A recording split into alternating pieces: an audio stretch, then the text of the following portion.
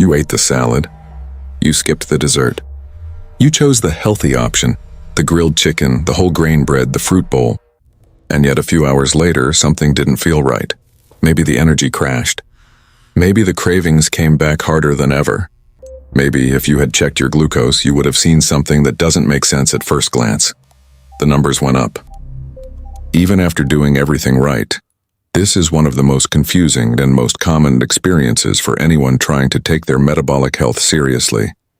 And if it's happened to you, you are not alone, and you are not doing something wrong. What's actually happening is far more interesting than most people realize, because the real question isn't just what you eat, it's how your body responds to it. Here's where most of the confusion begins. For decades, the conversation around blood sugar has been simplified down to one idea. Avoid sugar. Cut the sweets. Skip the soda. Choose the salad over the fries. And while those choices do matter, they don't tell the whole story. Not even close. The truth is that blood sugar response, the way your glucose rises and falls after a meal, is not just about the sugar content of your food. It's about a combination of factors that most people have never been told about. And when you don't know about them, you can follow every rule on the label and still feel like your body is working against you. If this sounds familiar, tell me in the comments where you're watching from, and whether you know someone who has gone through the same frustrating experience of eating clean and still not feeling right. Let's break this down, because this is where it gets interesting. Factor number 1, portion size and carbohydrate load. Even foods that are considered healthy, brown rice, oats, whole grain toast, sweet potatoes, fruits, contain carbohydrates that your body converts into glucose. A small portion may cause a gentle rise.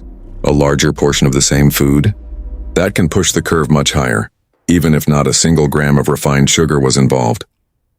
Factor number 2, food combinations. What you eat alongside a carbohydrate changes everything. Protein, healthy fat, and fiber slow down how quickly glucose enters your bloodstream. But eat that same carbohydrate alone, even if it's natural, and the spike can be sharp and fast. This is why a handful of raisins hits differently than a full meal with chicken, olive oil, and greens. Factor number 3, the timing of your meals. Your body's sensitivity to insulin, the hormone that helps move glucose into your cells, is not constant throughout the day. Research suggests that metabolic response in the morning can be different from the response to the same meal eaten at night. Eating late, skipping breakfast, or having large meals close to sleep can all influence how your glucose behaves, even when the food itself seems perfectly healthy. Factor number 4, stress and cortisol. This one surprises most people. When your body is under stress, physical or emotional, it releases cortisol. And cortisol signals your liver to release stored glucose into the bloodstream as a source of quick energy. That means your blood sugar can rise even if you haven't eaten anything at all. If you're eating a healthy meal in a stressful state, your metabolic response may be very different from eating the same meal in a calm one. Factor number 5, sleep quality. Poor sleep, even 1 or 2 nights, can meaningfully reduce insulin sensitivity, which means that the same breakfast you eat after a full night of rest may produce a very different glucose curve after a night of poor sleep. The food didn't change, but your body's ability to respond to it did. And factor number 6, perhaps the most overlooked of all, individual metabolic variation. 2 people can eat the exact same meal and produce completely different glucose responses. Body composition, gut bacteria, movement habits, age, and baseline insulin sensitivity all play a role in how your glucose rises and falls. This is why the healthy label on a food is helpful, but it's never the complete picture.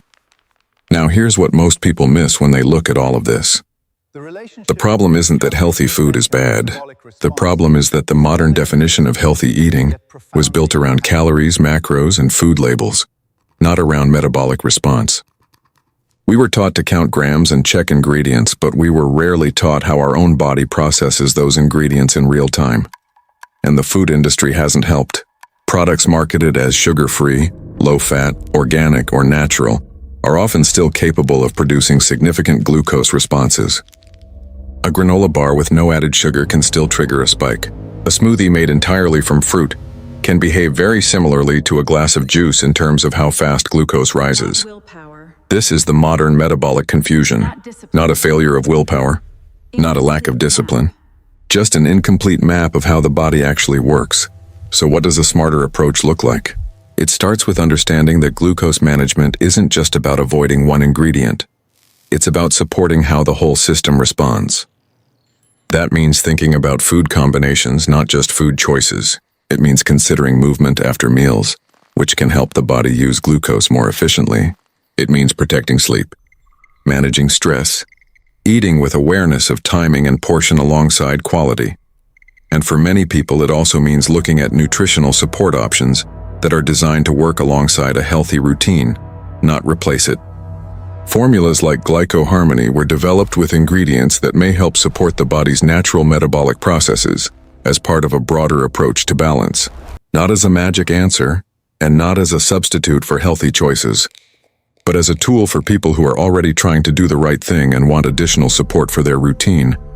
Because the goal isn't perfection at every meal, the goal is building a system where your body can respond more smoothly, more consistently, and with less confusion.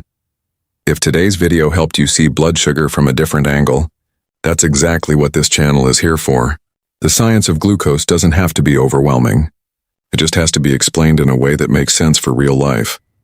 To learn more about the support option mentioned in today's video, check the link in the first pinned comment.